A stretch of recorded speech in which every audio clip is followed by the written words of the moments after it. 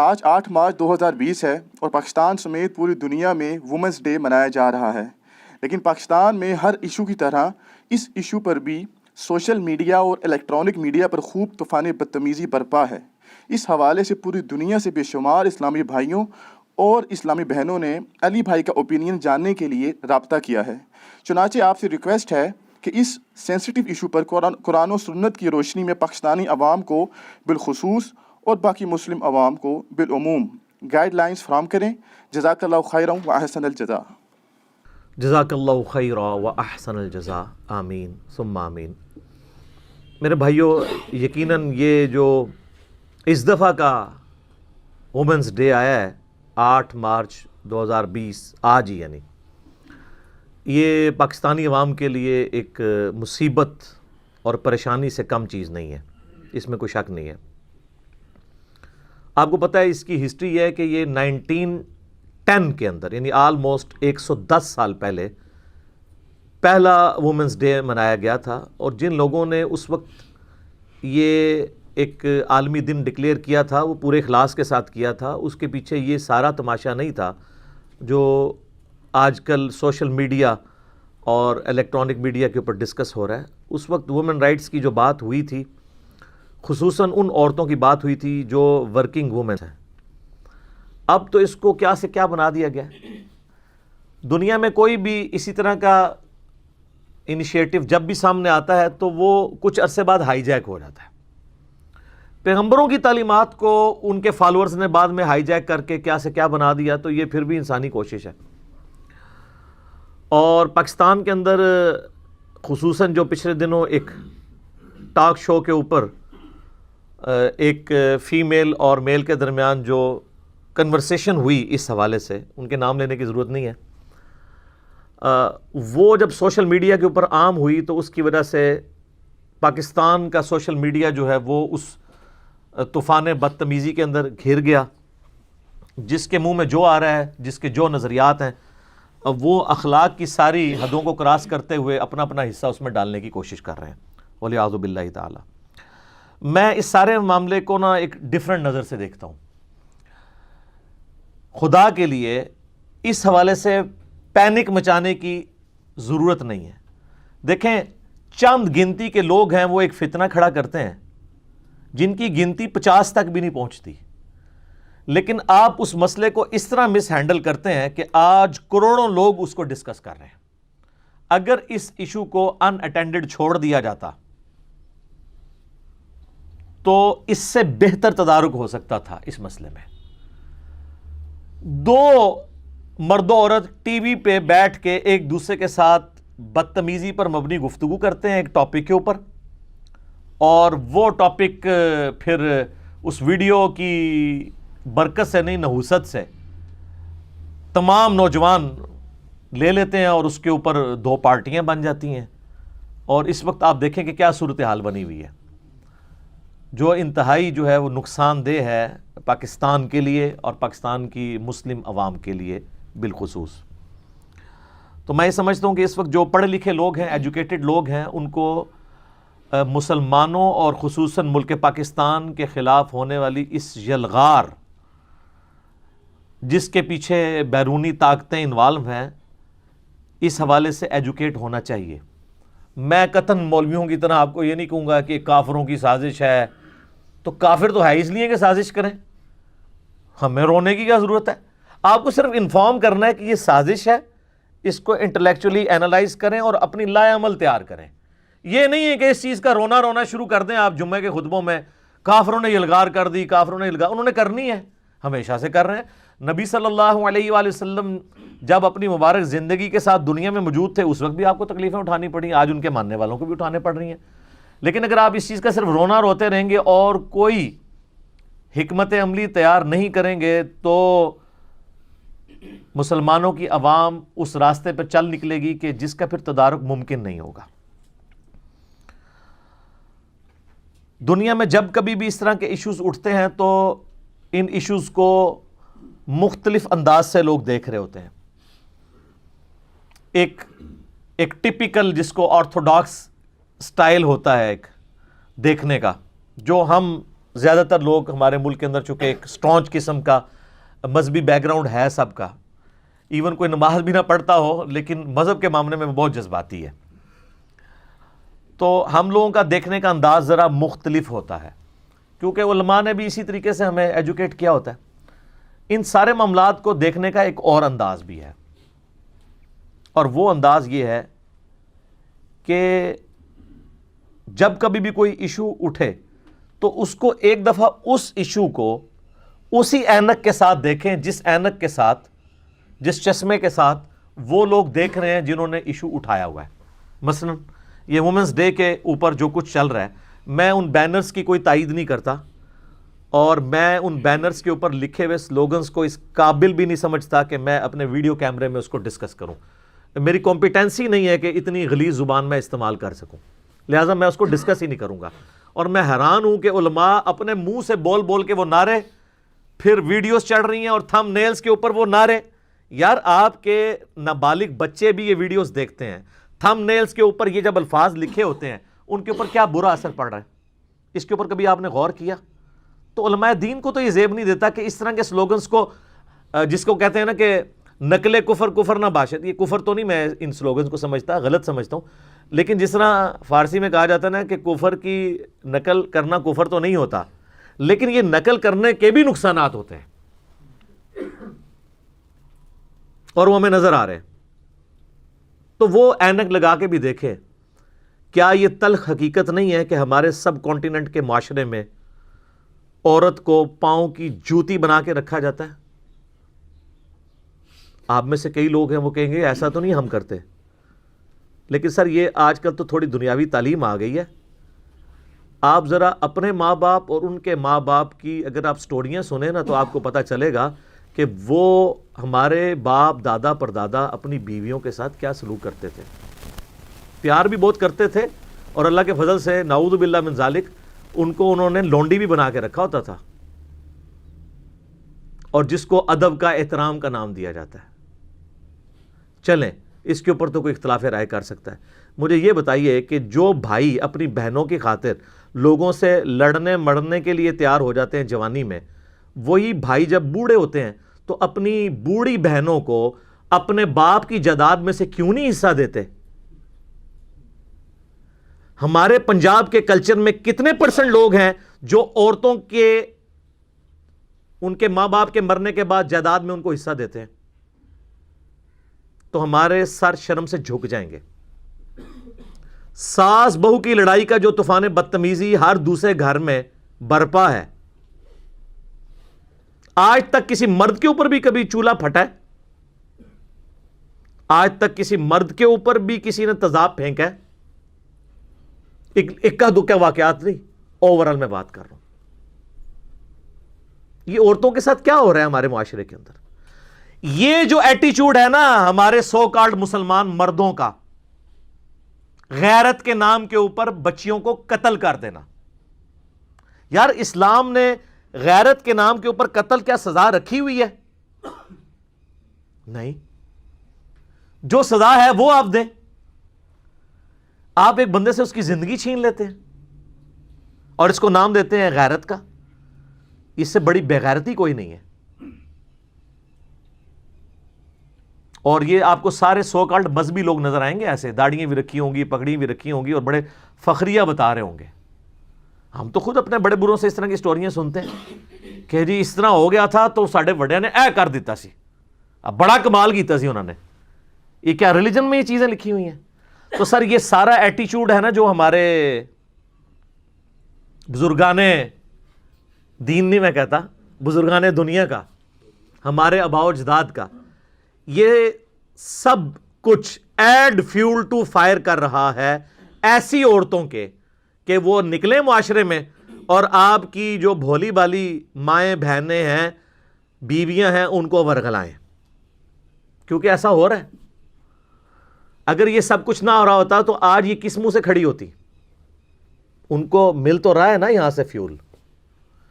اب آپ لاکھ کہیں کہ ان کا ایجنڈا کچھ اور ہے، میں بھی for the sake of argument ماننے کے لیے تیار ہوں ایجنڈا کچھ اور ہے، لیکن اس کے لیے گراؤنڈ کس نے پرووائڈ کی ہے؟ ہمارے اسی معاشرے نے۔ ان ایشوز کو ایڈریس کیا جائے. اب یہ لہذا بات ہے کہ جو ایشوز میں اٹھا رہا ہوں ان میں سے کئی ایک ایشوز وومنس ڈے کے اوپر وہ والی وومن بھی نہیں اٹھا رہی ہیں, لیکن جو وہ اٹھا رہی ہیں وہ سارے کے سارے نعرے, آپ ان نعروں سے اختلاف کر سکتے ہیں لیکن ان میں کئی ایک چیزیں درست ہیں اپنی تھیم کے اعتبار سے اور کئی انتہائی غلط ہیں. لیکن جو سلوگنز جتنے ہیں, میں تو کسی ایک سلوگن کے ساتھ بھی ایگری نہیں کرتا ہوں. یہ لینگویج ہی نہیں ہے کسی اخلاقی اقدار کے اندر آتی, اور نہ یہ کوئی مہذب معاشرہ اس طرح کی لینگویج کی اجازت دیتا ہے. اس لیے میں ان چیزوں کو رپیٹ نہیں کروں گا. لہٰذا ہم مردوں کو یہ حقیقت ماننے میں کوئی آر محسوس نہیں کرنی چاہیے کہ آج بھی اسلام کو آئے ہوئے اس دنیا پہ 1450 سال ہو چکے ہیں آلموسٹ. نبی علیہ السلام کی مبارک دعوت کو, اسلام تو خیر پہلے دن سے ہی ہے, آدم علیہ السلام پہلے پیغمبر ہیں اور ہمارے محبوب صلی اللہ علیہ وآلہ وسلم اس کے آخری پیغمبر ہیں. لیکن ہم نے اسلام سے نمازیں لی, روزہ لیا, حج لی, زکوٰۃ لی, حقوق العباد کے معاملات کو ہم نے پس پش ڈالا. ہم یہ سمجھتے ہیں کہ اگر ہم نے اپنے یتیم بھتیجوں کا مال دبا لیا تو تہجد میں 2 رکعتیں فالتو پڑھ لیں گے, اللہ تعالیٰ کو دھوکہ دے لیں گے. نعوذ باللہ من ذالک. سر آپ پوری زندگی کعبے میں بھی کھڑے ہو کے نماز پڑھتے رہے نا, جو آپ نے حقوق العباد کے معاملے میں کسی کے ساتھ زیادتی کی ہے نا, آپ کا کچھ نہیں بننے والا.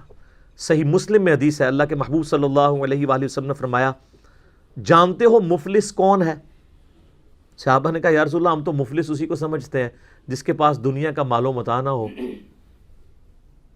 ظاہر ہم بھی آپ نے فرمایا میری امت کا مفلس وہ ہے جو قیامت والے دن پہاڑوں کے برابر نیکیاں لے کر آیا, لیکن اس حال میں آیا کہ اس نے کسی کو گالی دی, کسی کو مارا, کسی کا خون بہایا, کسی کو ذہنی ٹینشن دی.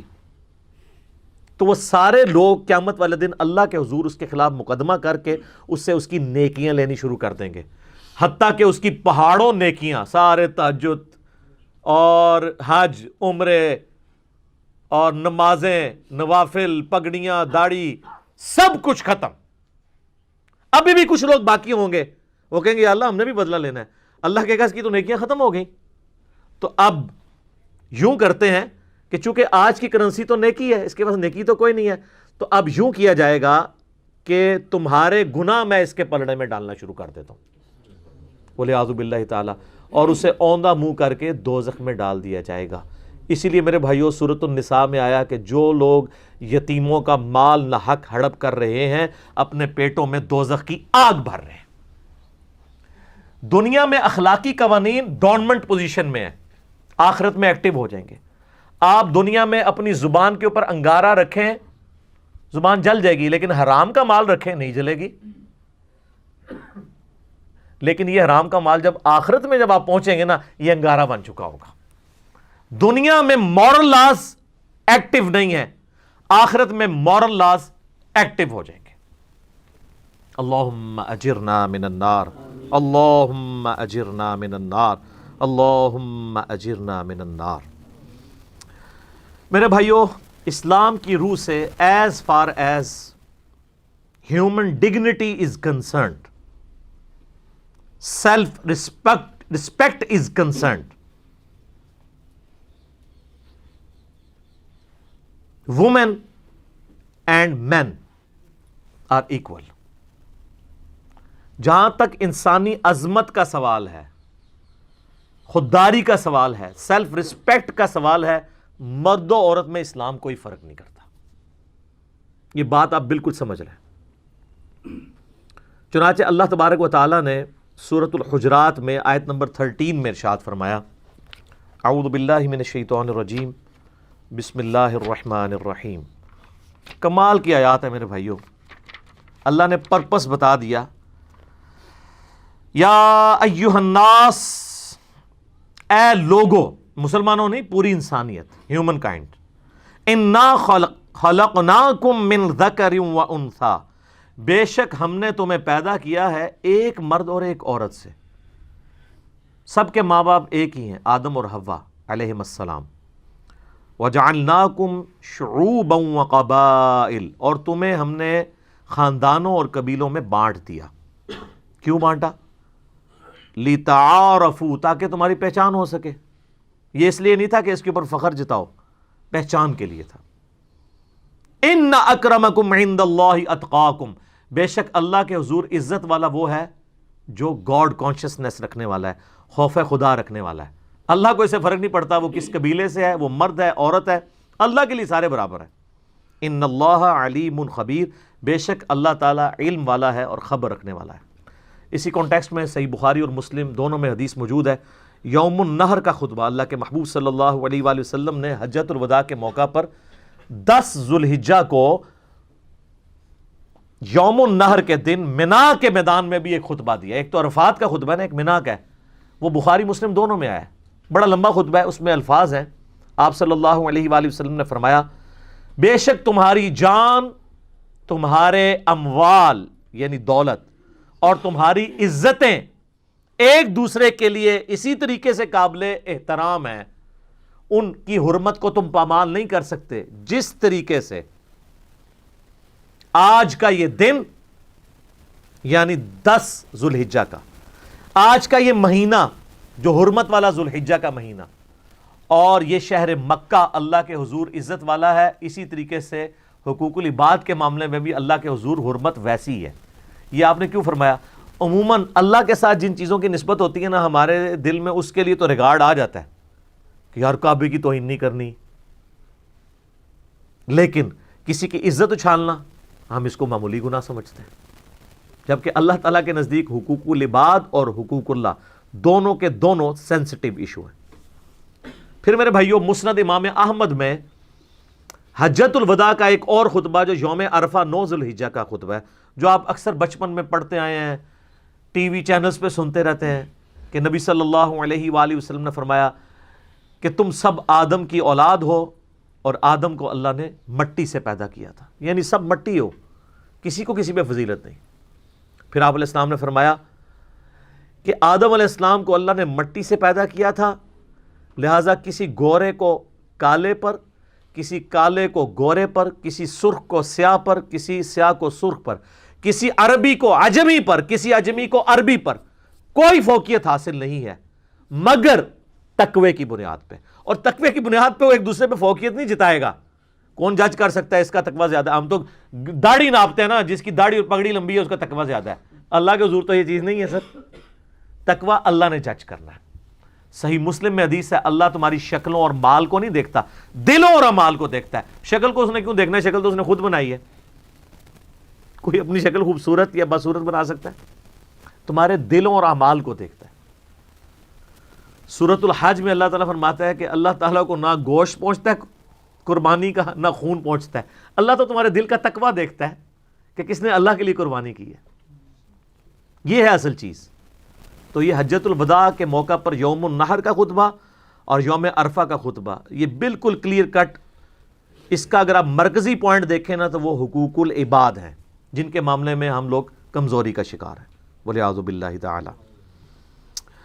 میرے بھائیوں، چونکہ ہمیشہ سے انسانی ہسٹری میں عورتوں کو دبا کے رکھا گیا ہے، اسلام سے پہلے بھی بعد میں بھی، اسلام نے آ کے کئی ایک رائٹس دیے، اور عربی تو پاؤں کی جوتی سمجھتے تھے۔ ایون آج بھی جو اسٹرانچ قسم کے عربی ہیں نا، عورتوں کی کوئی عزت نہیں کرتے ہیں، لیکن بہرحال اسلام نے اس جو متھ تھی اس کو توڑ دیا، ایٹ لیسٹ تعلیمات میں تو توڑا ہے نا، تو تاکہ جو لوگ حق قبول کرنے والے قبول کر لیں گے۔ قرآن حکیم میں اللہ تعالیٰ نے سورۃ النساء نازل کی، قرآن حکیم کی چند طویل ترین سورتوں میں سے ایک سورت ہے، اور شروع میں ہی ہے۔ سورۃ النساء تو قرآن میں ہے، سورۃ الرجال کوئی نہیں ہے۔ کیوں؟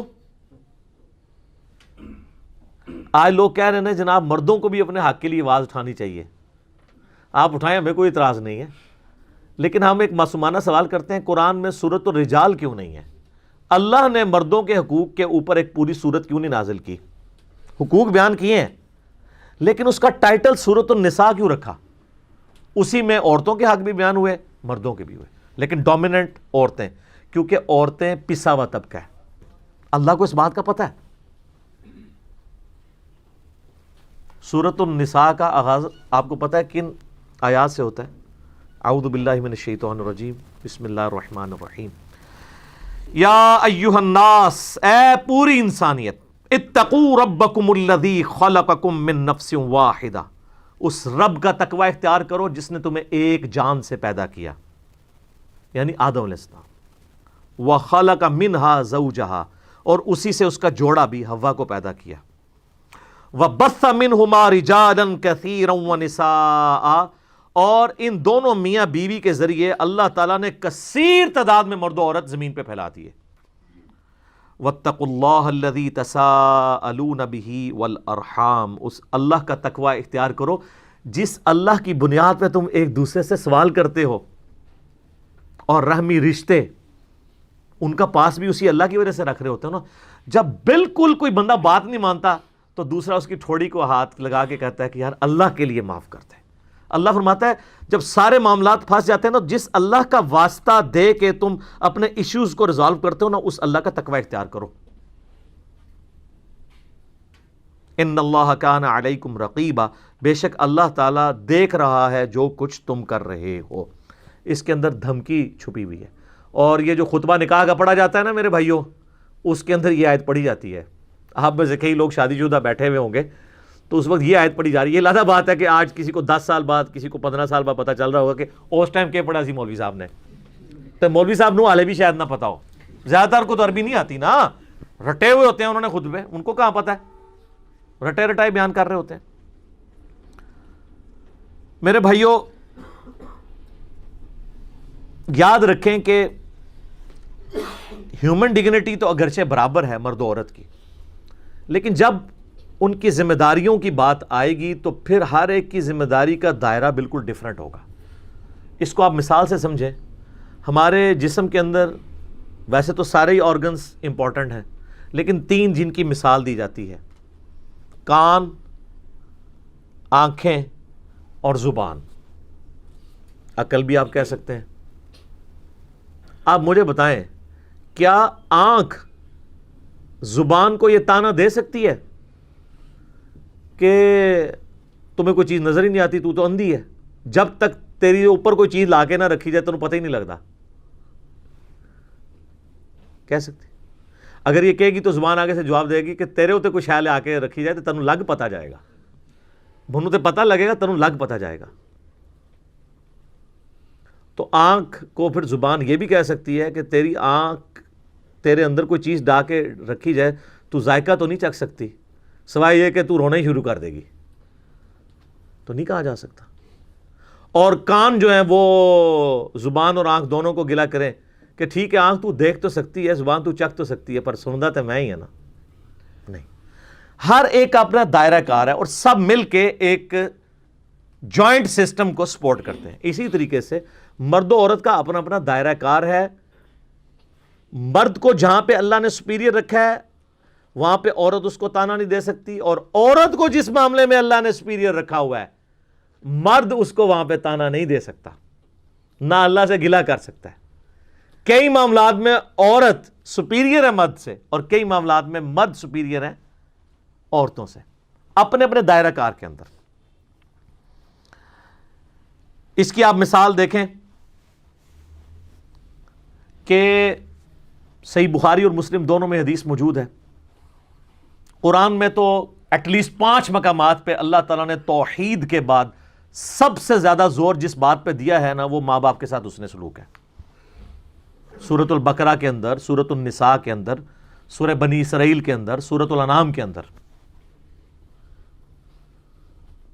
لیکن بخاری اور مسلم میں ایک حدیث ہے جو اس کو مزید بریف کرتی ہے۔ نبی صلی اللہ علیہ وآلہ وسلم نے فرمایا ایک شخص کے پوچھنے پہ، جب اس نے پوچھا کہ اے اللہ کے محبوب صلی اللہ علیہ وآلہ وسلم، میرے حسن سلوک کا حقدار اس روئے ارض پہ سب سے زیادہ کون ہے؟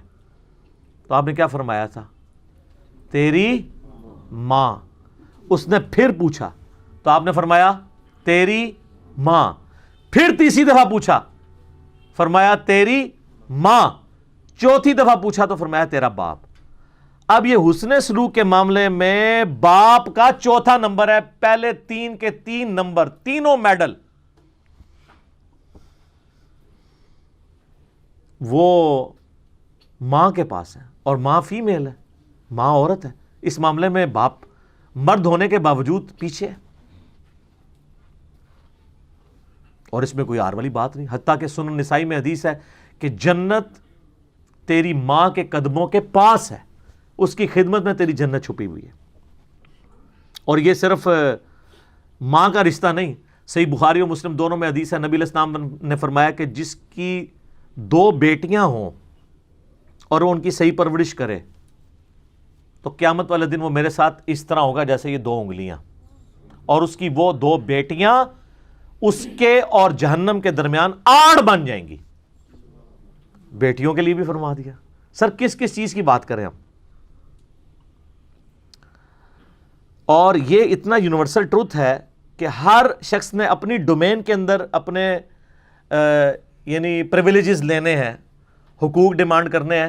کہ آج ورلڈ اولمپکس جو ہوتے ہیں, مجھے بتائیں آج تک ورلڈ اولمپکس میں کبھی لڑکیوں کی ہاکی کی ٹیم کا مقابلہ لڑکوں کی ہاکی کی ٹیم کے ساتھ ہوا ہے؟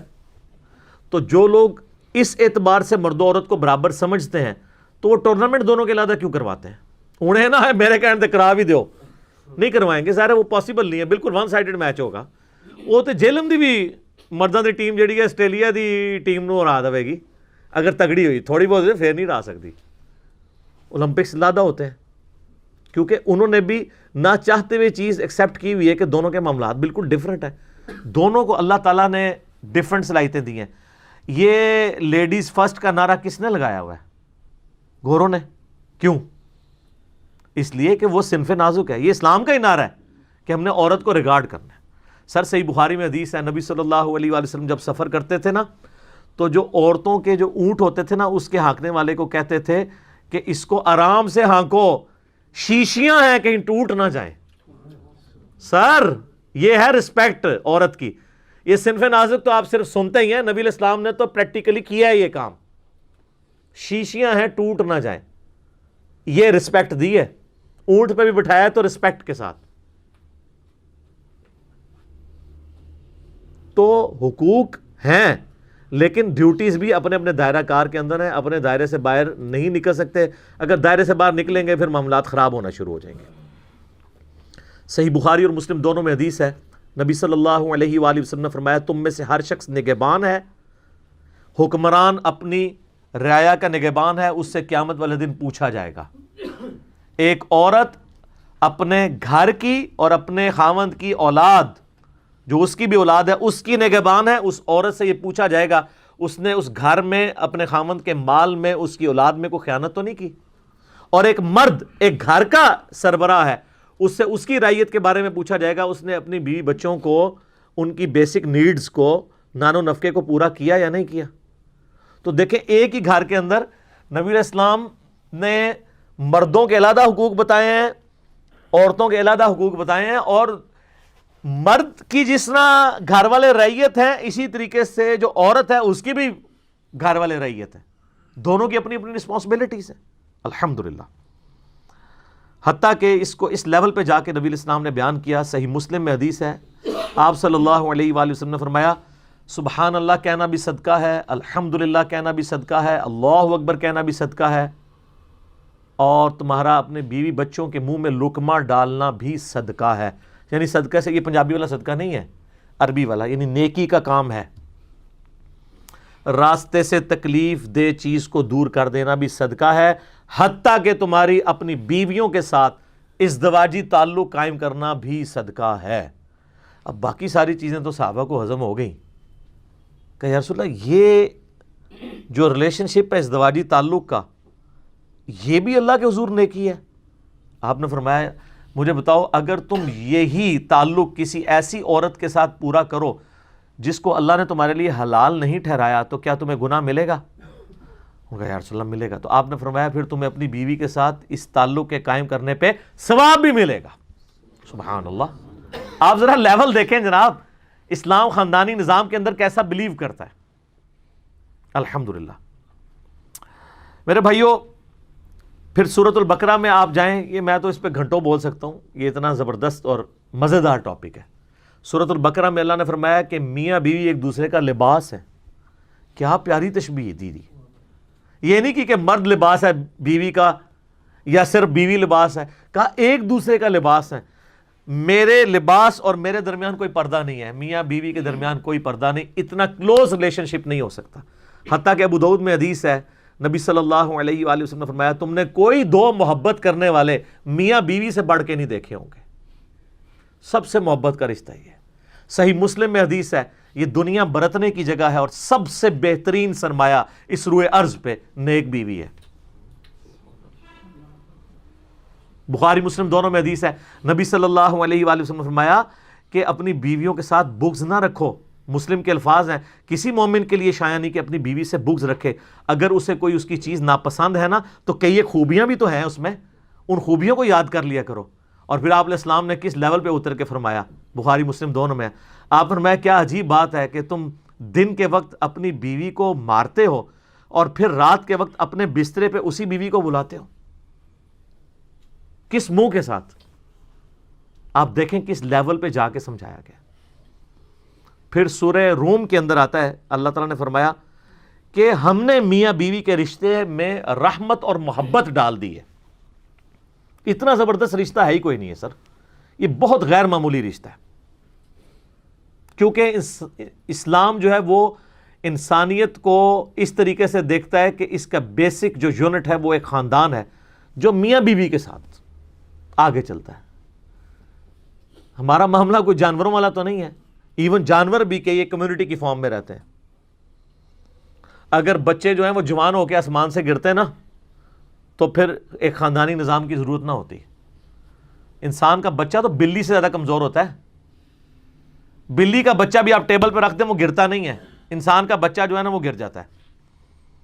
شروع کے 4-5 سال تو وہ محتاج ہے اپنے ماں باپ کا، خصوصاً ماں کا. تو یہ اللہ نے نیچرل چیز رکھی ہے کہ ایک خاندانی نظام کے اندر میاں بیوی کا ریلیشن شپ کیوں ضروری ہے. اس کے بغیر اولاد کا سلسلہ آگے نہیں چل سکتا. ورنہ یہ جو کچھ یورپ میں ہو رہا ہے نا، آؤٹ آف ویڈ لاک جو لوگ پیدا ہو رہے ہیں تو ان کا کوئی پرسان حال نہیں. اسی لیے تو برتھ ریٹ نیگیٹو میں جا رہا ہے اور وہ آپ کو ویزے آفر کر رہے ہوتے ہیں. ٹھیک ہے، آپ بھی وہاں نیشنلٹی کے لیے مارے جا رہے ہوتے ہیں. یعنی وہ اکثر علماء جو ہیں وہ امریکہ کو گالیاں نکال رہے ہوتے ہیں، وہی ممبر سے نیچے اترے ہیں، اس کو کہنا امریکہ کا ویزا آیا، وہ کہے گا ہاں جی کیوں نہیں. ٹھیک ہے نا، اس کے لیے مرے جا رہے ہوتے ہیں. وہ لوگ اس گمراہی کو ہاتھ لگا کے واپس آ چکے ہیں. اب ضروری نہیں کہ ہم نے بھی اسی ٹریک پہ جا کے واپس آنا ہے. آپ کو آپ کے نبی صلی اللہ علیہ وآلہ وسلم نے اتنی پیاری تعلیمات دی ہیں کہ آپ وقت سے پہلے اپنے آپ کو اینالائز کر کے اس طرح کے فتنوں سے بچ سکتے ہیں. پھر سورہ آل عمران کے اندر اللہ تعالیٰ نے فرمایا زُيِّنَ لِلنَّاسِ حُبُّ الشَّهَوَاتِ مِنَ النِّسَاءِ. اللہ تعالیٰ نے مزین کر دیا ہے جو دنیا کی شہوات ہیں ان میں سے کئی چیزوں کو، اور پہلے نمبر پہ کیا فرمایا؟ عورت. اس زمانے میں بھی آج بھی قیامت تک. فرائڈ ٹھیک کہتا ہے نا سب سے امپورٹنٹ جذبہ سیکس ہے. اور یہ اللہ نے کیوں رکھا ہے؟ چونکہ اسلام ایک خاندانی نظام کو پروموٹ کرتا ہے. خاندانی نظام میں بانڈ جو ہے نا وہ 2 چیزیں یاد رکھیے گا. نمبر 1 اولاد اتنا بڑا بانڈ ہے کہ میاں بیوی کے برے تعلقات بھی ہونا تو بیوی کہتی ہے کیا کروں، میرے بچے ضائع ہو جائیں گے، میں اسی مرد کے ساتھ گزارا کروں. اور مرد کے ساتھ اگر بیوی برا سلوک کر رہی ہو تو مرد صبر کر لیتا ہے اور وہ کہتا ہے کہ کیا کروں، میرے بچوں کا کیا بنے گا. یہ اللہ نے ایک نیچرل بانڈ رکھا ہے تاکہ خاندانی نظام نہ ٹوٹے. اور دوسرا جو بانڈ ہے وہ سیکس ہے. اگر فری سیکس ہوگا تو میاں بیوی کبھی بھی ایک دوسرے کے ساتھ مخلص نہیں ہو سکتے. اسی لیے اسلام کا اتنا سخت سیکس ڈسپلن ہے. اور مجھے اسلام میں عقیدہ توحید کے بعد سب سے زیادہ جو چیز پسند ہے وہ سیکس ڈسپلن ہے. میں آج اس ٹاپک پہ نہیں جاؤں گا، میری کئی ایک ویڈیوز ہیں، بلکہ پچھلے دنوں جو ٹک ٹاک کے اوپر میری ایک ویڈیو آئی ہے نا، ٹک ٹاک اسی نام سے، وہ آپ دیکھیں میں نے اس میں کیا کچھ بیان کیا. اور ایک اور ویڈیو آئی ہے مظلوم بیوی. ایک مظلوم خاتون نے ہمیں خط پہ ایک سوال لکھا تھا، اس کے اوپر میں آلموسٹ آدھا گھنٹہ بولا ہوں. تو آپ کو پتہ چلے گا کہ اسلام میں تو اس کے بعد مردوں کی گالیاں کھا رہا ہوں کہ جی مردوں کے حقوق کے اوپر بھی کوئی بات کریں. یہ تو سارے حقوق عورتوں کے آئے ہوئے ہیں اور یہ حقیقت بات ہے. اگر آپ انالائز کریں گے تو آپ کو اسلام میں عورتوں کے حقوق مردوں کی نسبت زیادہ ہی ملیں گے. سب سے بڑا ثبوت ہے کہ سورۃ النساء ہے، سورۃ الرجال ہے ہی نہیں ہے. کیونکہ پسے ہوئے طبقے کو ایڈریس کرنا، اللہ تعالیٰ کو پتہ ہے کہ عورت کو اللہ نے کمزور بنایا تو اس کے ساتھ ظلم ہوں گے. تو اسلام یہ سارے بیسک حقوق جو ہے وہ دیتا ہے. الحمدللہ. اب یہ میاں بیوی کا جو اتنا غیر معمولی رشتہ ہے، اس کو توڑنے کے لیے شیطان کی سب سے بڑی ایفرٹ یہ ہے کہ وہ بے حیائی کو عام کرے، جو سورۃ البقرہ کی آیت نمبر 168 اور 169 میں ہے کہ شیطان کے راستے پہ چلنے سے بچو. یہ تو تمہیں حکم دیتا ہے کہ تم گناہ اور فحاشی کے کام کرو. گناہ اور فحاشی کرنے سے کیا ہوگا؟ سیکس کا بانڈ ٹوٹ جائے گا، میاں بیوی الگ ہو جائیں گے. ایون اولاد کا بانڈ ہو بھی، جب اس طرح کا معاملہ آتا ہے، یہ اکثر سنتے ہیں نا، 30 سال بعد ایک مرد نے طلاق دے دی اپنی بیوی کو، تو آپ جب ڈیپ ڈگ کریں گے نا تو کوئی اس طرح کا ایشو بیچ میں نکلتا ہے. ورنہ مرد کو کتے نے نہیں کاٹا ہوا کہ 30 سال بعد ایک بوڑھی عورت کو طلاق دے دے. زیادہ تر کیسز میں ایسے ہوتا ہے. تو یہ اتنا امپورٹنٹ جذبہ ہے، اور شیطان کی کوشش ہے کہ میاں بیوی کا بانڈ ٹوٹے. اور جب میاں بیوی کا بانڈ ٹوٹتا ہے تو پھر کیا ہوتا ہے؟ اولاد تو گئی، تباہی کا شکار ہو گئی، خاندان ٹوٹ پھوٹ گیا. ایون وہ اولاد جو ہے وہ ناسور بن جائے گی معاشرے کے لیے. ایسے بچوں کے مینٹل ماڈلز تک بدل جائیں گے. اسی تو میرے بھائیوں صحیح مسلم میں حدیث ہے نا کہ شیطان کا تخت پانیوں پہ لگا ہوا ہے، جو بعض ماڈرن ایج اسکالرز کہتے ہیں کہ عین ممکن ہے یہ برمودا ٹرائنگل جو ہے وہاں پہ شیطان کا تخت ہو. اور مسلم شریف کے الفاظ ہیں، وہ پانیوں پہ اس نے تخت لگایا ہوا ہے، اور پورے دن کی کارگزاری وہ اپنے چیلوں سے سنتا ہے. ہر چیلا آ کے بتاتا ہے میں نے آج فلاں شخص سے فلاں گناہ کروایا. دوسرا کہتا ہے جی میں نے تو اس سے بھی بڑا گناہ کروایا. شیطان خوش نہیں ہوتا کہ ٹھیک ہے نارمل ہے. ایک چیلا آ کے کہتا ہے آج میں نے میاں بیوی کے درمیان جدائی کروا دی ہے. ہائے ہائے ہائے. نبی علیہ السلام کہتے ہیں کہ شیطان اتنا خوش ہوتا ہے کہ اس کو گلے لگا کے ملتا ہے کہ کام تے پائی تو پایا ہے، اصل کام تو نے کیا ہے، کیونکہ بیڑا غرق ہو گیا، میاں بیوی علیحدہ ہو گئے، بیڑا غرق. اسی لیے ترمذی ابو داؤد ابن ماجہ میں حدیث ہے کہ اللہ تعالیٰ کو حلال چیزوں میں سب سے ناپسند چیز کیا ہے؟ طلاق. حلال اس لیے کہ بعض کا جینوئن ضرورت ہوتی ہے، ناپسند اس لیے کہ اللہ چاہتا ہی نہیں کبھی طلاق ہو، کبھی بھی نہیں چاہتا. قرآن میں اللہ تعالیٰ سورۃ النساء میں کہہ رہا ہے اگر تمہیں کچھ عورتوں کی عادت بری لگے نا تو صرف نظر کیا کرو، ان کی کئی اچھائیاں بھی تو ہیں، ان کی طرف دیکھ لیا کرو. اللہ کبھی نہیں چاہتا طلاق ہو.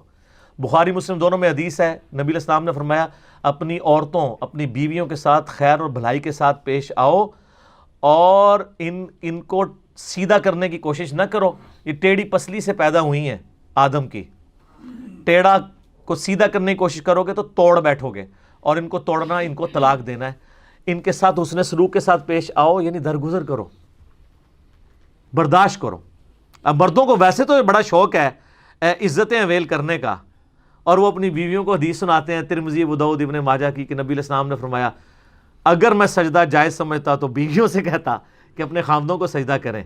تو کہتے ہیں دیکھیں ہمارا حق کیا ہے. تو یہ صرف حق ہی حق ہے، اس کے اگینسٹ آپ کی کوئی ذمہ داری نہیں ہے. جس کا حق ہوتا ہے نا اس کی ذمہ داری اس سے بڑھ جاتی ہے. بخاری مسلم دونوں میں حدیث ہے، نبی صلی اللہ علیہ وآلہ وسلم نے فرمایا، معاذ ابن جبل کہتے ہیں کہ مجھے پیٹھ کے پیچھے سوار کیا ہوا تھا آپ نے، سواری کے اوپر، اونٹ پہ سواری چلنا شروع ہوئی تو آپ فرمایا معاذ. میں نے کہا لبیک یا رسول اللہ، یا رسول اللہ حاضر ہوں. فرمایا کہ معاذ میں تم سے محبت کرتا ہوں. ہاں کہ یا رسول اللہ میں بھی آپ سے محبت کرتا ہوں. پھر تھوڑی سواری آگے کی، آپ نے کہا معاذ، کہا لبیک یا رسول اللہ. معاذ جانتے ہو کہ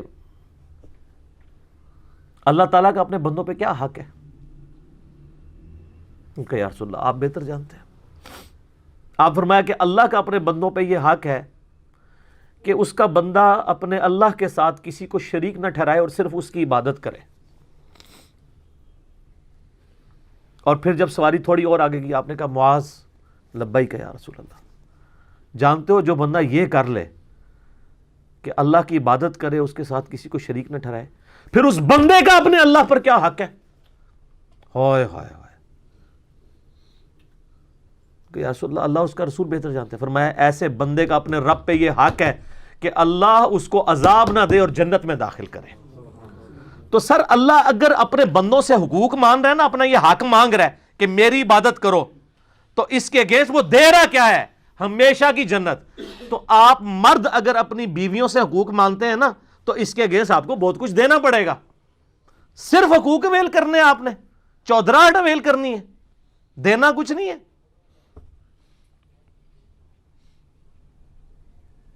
نبی علیہ السلام کی وفات کے وقت جو نصیحتیں آپ کو بخاری مسلم میں ملتی ہیں نا، ان میں ٹاپ آف دا لسٹ جو نصیحتیں ہیں نا، ان میں سے ایک یہ ہے کہ میں اپنے بعد تمہارے لیے سب سے بڑی آزمائش تمہاری بیویاں چھوڑ کے جا رہا ہوں، ان کے ساتھ حسن سلوک کرنا ہے، مارے نہ جانا کہیں پہ ان کے ساتھ بد سلوکی کر کے. لیکن یہاں کہتے ہیں کوئی فرق نہیں پڑتا. بیویوں کے حقوق کی میں اس لیے زیادہ بات کر رہا ہوں کہ اصل پسا ہوا طبقہ یہی ہے. بیٹیوں سے تو ہمارے معاشرے میں بہت پیار کیا جاتا ہے، ایک جداد ہی نہیں دی جاتی، باقی تو سب کچھ پیار ہی کیا جاتا ہے. کتنی محبت کے ساتھ باپ جو ہے کالج چھوڑ کے جاتا ہے، اتنے پیار سے بیاتا ہے، طلاق ہو جائے تو اپنے گھر میں رکھتا ہے. ٹھیک ہے، بہنوں کے ساتھ ایسا سلوک کرتے ہیں کہ اپنے خامدوں سے بگاڑ لیتے ہیں. کئی عورتیں جو ہیں اپنے بھائیوں کے ساتھ سلوک کرتی ہیں، اور بھائی اپنی بہنوں کے ساتھ ایسا سلوک کرتے ہیں کہ اپنی بیویوں سے بگاڑ لیتے ہیں. اتنی رسپیکٹ کرتے ہیں الا ماشاء اللہ. اصل جو پسا ہوا طبقہ ہے نا وہ بیویوں کا ہے. لیکن اسلام نے حقوق دیے ہیں سب کو، لیکن ہم نے اسلام سے صرف جو ہے نا رسومات لی ہیں، جو اصل حقوق تھے نا وہ ہم نے پس پش ڈال دیے. جو آج پھر یہ وومنس ڈے پہ جو کچھ تماشا لگا ہوا ہے اور طوفان بدتمیزی برپا ہے، اس کے پیچھے یہ ریزن ہے. تو اینڈ پہ میں اس کو کنکلوڈ کرتے ہوئے سولوشن اینڈ کی طرف آتا ہوں، اور وہ سولوشن اینڈ یہ ہے. میں ان لوگوں کو تو ایڈریس نہیں کروں گا جو اپنے اس معاملے میں تلے ہوئے ہیں، کوئی عقلی دلیل ماننے کے لیے تیار نہیں. کم از کم میں اپنے مسلمان بھائیوں اور بہنوں کے سامنے تو مقدمہ رکھ سکتا ہوں. وہ لوگ تو آٹے میں نمک بھی نہیں ہے. ان کو یہ کہہ سکتا ہوں کہ آپ یہ رونا نہ روئیں کہ یہ ہو گیا. اور رونا ایسا سوشل میڈیا پہ رویا جا رہا ہے گویا کہ ہر گھر سے کوئی ایک عورت جا کے مارچ میں شریک ہو گئی ہے. آپ کے کوئی جاننے والوں میں ہے جو شریک ہوئی ہوئی ہے؟ تو کیوں پینک مچایا ہوا ہے سوشل میڈیا کے اوپر؟ رونا تو اس طرح جی جس طرح کوئی ہر ایک رونا رو رہا ہے کہ شاید اس کی بہن چلی گئی ہے، کسی کی بیوی اس مارچ میں چلی گئی ہے، کسی کی جو ہے وہ ماں چلی گئی ہے. کوئی بھی نہیں گیا. وہ چند گنتی کے لوگ ہیں سوشل میڈیا کی وجہ سے ماشاءاللہ آپ دیکھیں انہوں نے اپنا مقصد اچیو کر لیا. آپ کو یہ نہیں پتا. اور ہم بھی فخریہ جو ہے نا وہ گالیاں نکال کے نا نیچے اپنی روح تازہ کرنے کی کوشش کر رہے ہیں، الٹا ایڈ فیول ٹو فائر کر رہے ہیں. تو یہ پینک نہ مچائیں، کچھ نہیں بگڑا ہوا. مسلمان بھائیوں اور بہنوں کے سامنے تو ہم اپنا مقدمہ رکھ سکتے ہیں اور سلوگن دے سکتے ہیں. وہ گندا سلوگن تو میں ریپیٹ نہیں کرتا. میں نے ایک سلوگن اس کے لیے ایک ڈیوائز کیا. اے اللہ تیری جان تیری مرضی. میں نے بڑا غور و تفکر کیا کہ ایسی بات ہو جس کو بولتے ہوئے بھی انسان کے اندر سوز و گداز کی کیفیت پیدا ہو جائے. اے اللہ تیری جان تیری مرضی. یہ جان تو نے دی تھی، مرضی بھی اس جان کے اوپر تیری چلے گی. اچھا یہ ڈیٹیکٹ میں نے کہاں سے کیا ہے؟ قرآن سے. سورہ التوبہ کی آیت نمبر ہے 111. ہائے ہائے کمال یہ سورہ توبہ کی آیت ہے. اعوذ باللہ من الشیطان الرجیم. ان اللہ اشترى من المؤمنین انفسهم واموالهم بان لهم الجنہ. بے شک اللہ تعالیٰ نے مومنین کی جانیں خرید لی ہیں ان سے. ہم بکے ہوئے ہیں اپنے رب کے سامنے. ہمارا مال بھی اس نے لے لیا ہم سے. کس کے عوض؟ بِأَنَّ لَهُمُ الْجَنَّةِ. جنت کے عوض. ہم اپنی جانیں اور مال اللہ کو دے کر اس سے جنت خرید چکے ہیں. اور پھر اللہ تعالیٰ آگے چل کے اسی آیت میں فرماتا ہے فَاسْتَبْشِرُوا بِبَيْعِكُمُ الَّذِي بَایَعْتُمْ بِهِ. اے مسلمانوں خوشیاں مناؤ اس بیعت اور اس تجارت کے اوپر جو تم نے اپنے رب سے کی ہے. کیا زبردست سودا کر لیا ہے کہ دنیا کی مختصر زندگی اور اسی کا دیا ہوا مال اسی کو دے کے اس سے ہمیشہ کی جنت تم نے کما لی ہے. اور تم تو بڑے کامیاب تاجر ہو. اس تاجر بننے کے اوپر، اس تجارت کے اوپر خوشیاں مناؤ. یہ بیعت کا لفظ جو آپ پیر مریدی کی بیعت ہے یہ وہی لفظ ہے. اندازہ کریں یہ آپ جو پیر کے بیعت ہو رہے ہوتے ہیں نا، اس کا مطلب پتہ ہے کہ آپ بیچ رہے ہیں اپنا آپ اس کو. بیعت صرف خلیفۃ المسلمین کی ہو سکتی ہے اس بنیاد کے اوپر کہ اللہ اور اس کے رسول کے احکام کے اندر میں اللہ کے آگے اپنے آپ کو بیچ رہا ہوں تیری اطاعت کے ذریعے، نہ کہ تیرے آگے بیچ رہا ہوں. تو سر یہ سلوگن عام کریں انشاءاللہ تعالی. ہم اپنے تھم نیل پہ بھی یہ لکھیں گے اے اللہ تیری جان تیری مرضی. لوگوں نے تو وہی والے نعرے دوبارہ ریپیٹ کر کر کے اور طوفان بدتمیزی اور بےہودگی جو ہے نا وہ برپا کر دی ہے. ہم جو ہے نا وہ ایسا سلوگن دے جس سے توحید کی خوشبو آئے, اللہ کے ساتھ کمٹمنٹ کی خوشبو آئے, اور وہ یہی ہے, اے اللہ تیری جان تیری مرضی. اور سورہ توبہ آیت نمبر 111 اس سے ڈیٹیکٹ کیا. اور سر اس کے اوپر ترہ سورۃ الاحزاب آیت نمبر ہے 36, یہ تو جناب آپ کی روح خوش کر دے گی, اتنی زبردست آیت ہے.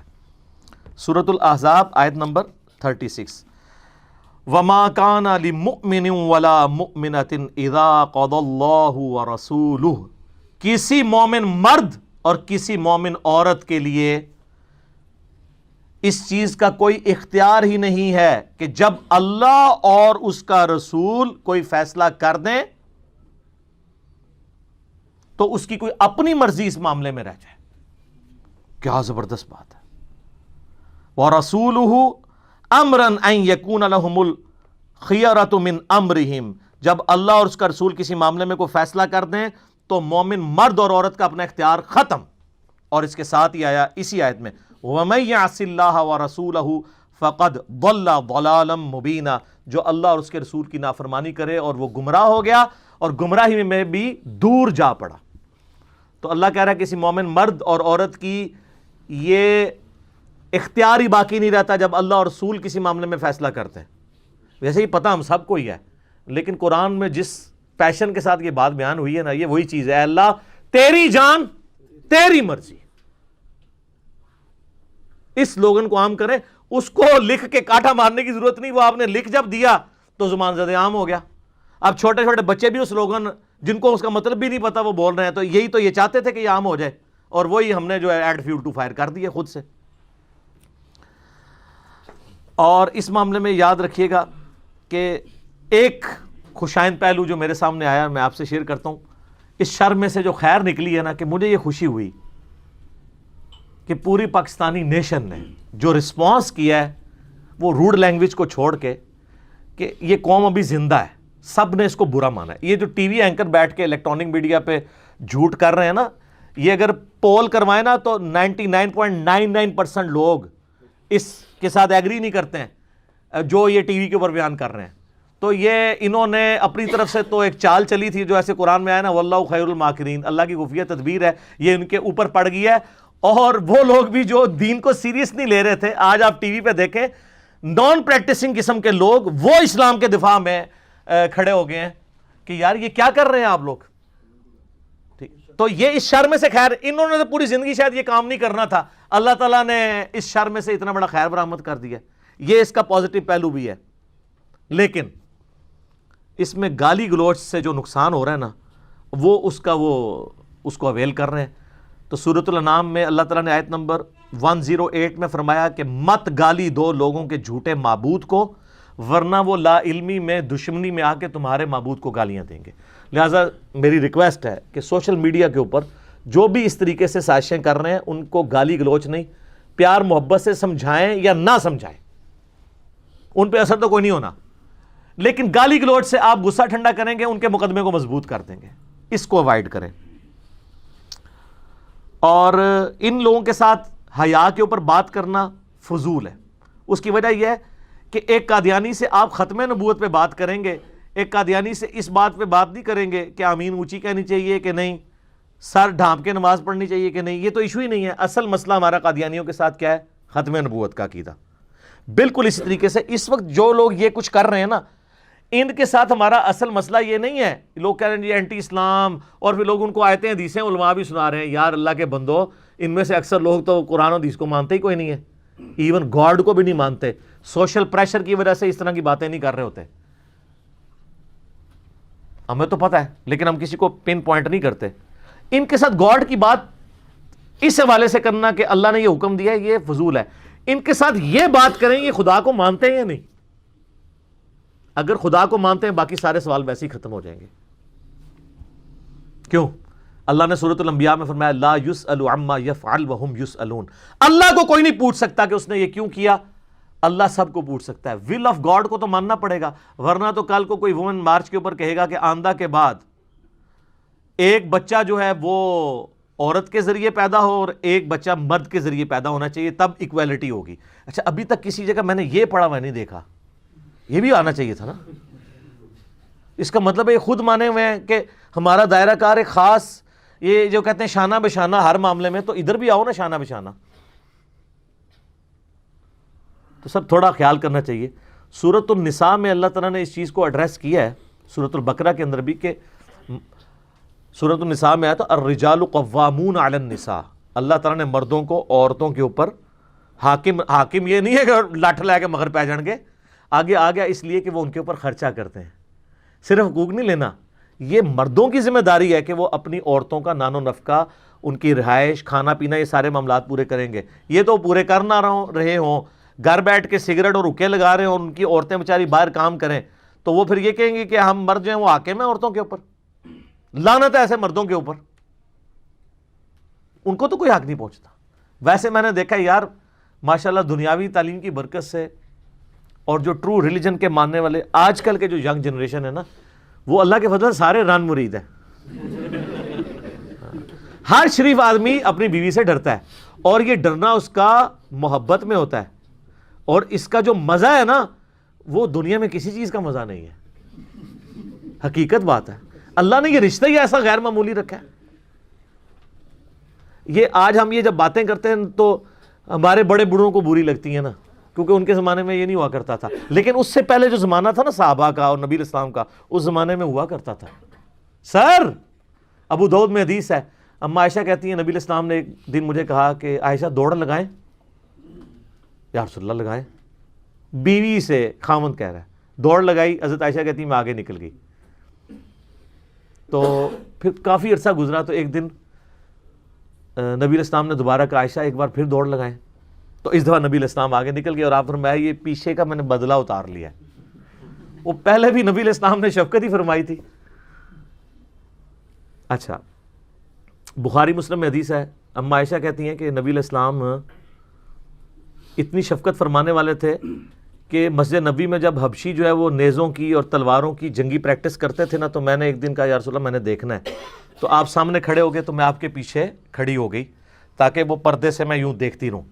اور آپ نے فرمایا کہ تم سوچ سکتے ہو کہ ایک جوان لڑکی کتنا سٹیمنا رکھتی ہوگی کھڑا ہونے کا. ظاہر بچے یہ چھوٹی عمر کے لوگوں میں تو بہت سٹیمنا ہوتا ہے. نبی علیہ السلام اتنی دیر تک کھڑے رہتے تھے جب تک میں خود نہ کہہ دوں نا کہ میں تھک گئی ہوں، تو نبی علیہ السلام کھڑے ہو کر اس طریقے سے مجھے وہ دکھایا کرتے تھے. سر آپ کیا سوچ سکتے ہیں، کیا رشتہ ہے. بخاری مسلم کی احادیث اٹھا کے دیکھیں، صحابہ کرام سے ذرا پوچھیں کہ نبی علیہ السلام کے گھر کی جو خبریں رپورٹ ہوئی ہیں، نبی علیہ السلام گھر آنے کے بعد کیا کرتے تھے، گھر کا کام کاج، اور اس میں فخر محسوس کرتے تھے. سر یہ جو بخاری مسلم میں اتنی رکت انگیز حدیث ہے تسبیح فاطمہ والی، اس میں تو آیا کہ فاطمہ جو ہے وہ غلام مانگنے کے لیے گئی تھیں کیونکہ وہ چکی پیستی تھیں، گھر کے کام کاج کرتی تھی، ان کے ہاتھوں پہ کمر پہ نشان پڑ گئے تھے. تو سر وہ بھی تو بیویاں تھیں، ان کو رول ماڈل بنانا چاہیے. لیکن دوسری طرف مرد بھی تھے سر، پورا دن مزدوری کرتے تھے. ٹھیک ہے جی، حقیقت بات ہے یہ بہت غیر معمولی رشتہ ہے، اور میاں بیوی کو اس رشتے کو انجوائے کرنا چاہیے. لیکن اس کے لیے دو چیزیں ضروری ہیں. اولاد کے معاملے میں بانڈ مضبوط ہوتا ہے، دوسرا سیکس کے معاملے میں ایک دوسرے کے ساتھ مخلص ہوں تو آپ اس لائف کو انجوائے کر سکتے ہیں، ادروائز نہیں. لیکن یہ ساری معاملات جو ہے نا ان لوگوں کو سمجھ نہیں آ سکتے جو جانوروں کی زندگی گزارنا چاہتے ہیں، جو سوشل ویلیوز میں خاندانی سسٹم کے اندر بلیو نہیں کرتے.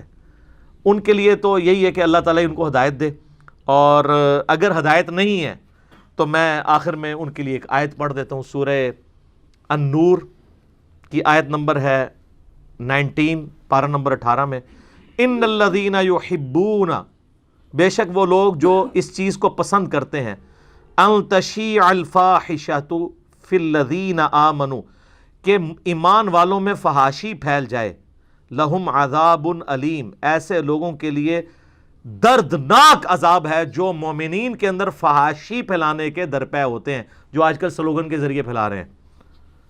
فی الدنیا والآخرہ، دنیا کی زندگی میں بھی اور آخرت میں بھی.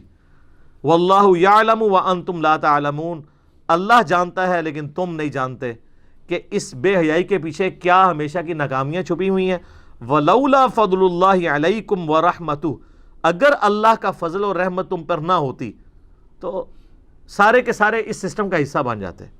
وَأَنَّ اللَّهَ رَؤُوفٌ رَحِيمٌ، اور بے شک اللہ تعالیٰ ڈھیل دینے والا ہے، عفو درگزر کرنے والا ہے، معاف فرمانے والا ہے، رحم فرمانے والا ہے. تو اسی آیت کے اوپر میں اس چیز کو کنکلوڈ کرتا ہوں. جو ہماری اسلامی بہنیں ورگلائی گئی ہیں اس کی وجہ سے ہم ان کے لیے دعا کرتے ہیں اور دعائے خیر کرتے ہیں. کوئی نفرت نہیں کرتے. گالی گلوچ کرنا اور اسے مردانگی سمجھنا اور نام ریلیجن کا لینا اور ریلیجن کی بنیاد پہ کہنا کہ جی جو میرے ساتھ اس طرح کرے گا میں اس کو ترکی بترکی جواب دوں گا اور اس میں پھر ہر حد کراس کر جاؤں گا، تو پھر آپ میں اور ان میں کوئی فرق نہیں رہا. تو میں اس ایٹیچیوڈ کو بالکل غلط سمجھتا ہوں. بینگ اے ریلیجس پرسنالٹی میں کنڈیم کرتا ہوں دونوں طرف کے ایٹیچیوڈ کو، اور خصوصاً زیادہ کنڈیم کرتا ہوں ان لوگوں کے ایٹیچیوڈ کو کہ جو مذہب کو ڈیفینڈ کرنے کے لیے سامنے آئے ہیں اور نام مذہب کا لے رہے ہیں ڈیفینڈ کرنے کا، اور گالی گلوچ میں ان کو بھی پیچھے چھوڑ رہے ہیں. جو اس وقت معذرت کے ساتھ اکثر ہمارے نوجوانوں کی حالت ہوئی بھی آگئی، ان کو کہنا کہ فجر کی نماز ذرا جماعت سے کل پڑھ لیں اگر اپنے ریلیجن سے اتنا پیار ہے تو. نہیں، ہاں فیس بک پہ، یوٹیوب پہ اور ٹویٹر پہ بیٹھ کے پوری رات آپ ان عورتوں کو گالیاں نکالتے رہیں، یہ ان سے کام ہو جائے گا. تو شیطان بھی تو یہی چاہ رہا ہے. اینڈ رزلٹ تو شیطان تو ون ون سچویشن میں ہے اس کی وجہ سے. تو اب آپ اس کی بجائے نا بس ہر جگہ نا جہاں پہ بھی آپ کو ان کی کوئی ویڈیو نظر آئے جو بے حیائی پھیلانا چاہ رہے ہیں تو نیچے لکھ دیا کریں اے اللہ تیری جان تیری مرضی. ٹھیک ہو گیا جی. جزاکم اللہ خیر و احسن الجزا.